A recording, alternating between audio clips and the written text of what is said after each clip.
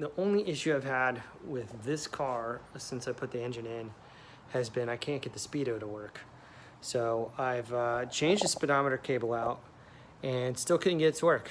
And I've had to take the dash apart a couple times. A buddy of mine who has helped me build this car, and that car, basically told me a trick. And he said, what you gotta do is Ferris Bueller the wheels off the ground. So I've got it up on jack stands. Always put your car on jack stands when you're doing something like this. And safety with the jack as well. Here we go. We've got the car off the ground. And what we're gonna do to get the Speedo working and be able to verify that it works is we're gonna go ahead and start the car and put it in gear. And then we're gonna disengage the speedometer cable and re-engage it, make sure it's turning.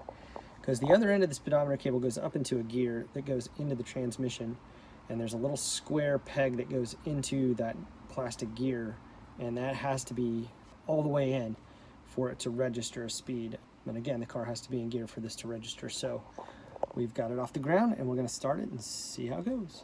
Get it started. And neutral. And got this thing attached back here. Disengaged. Get out on the clutch. And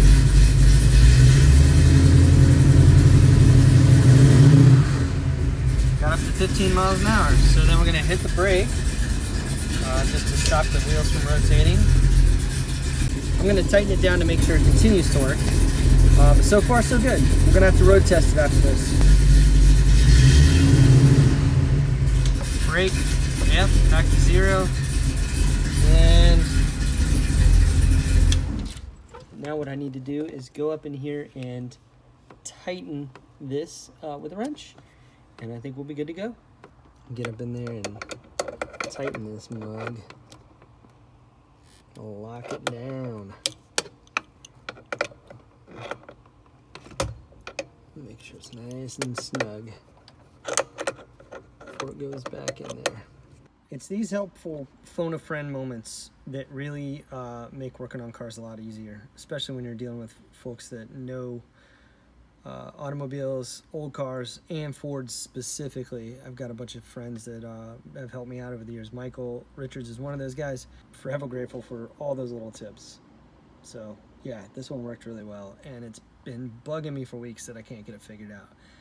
And we got it fixed.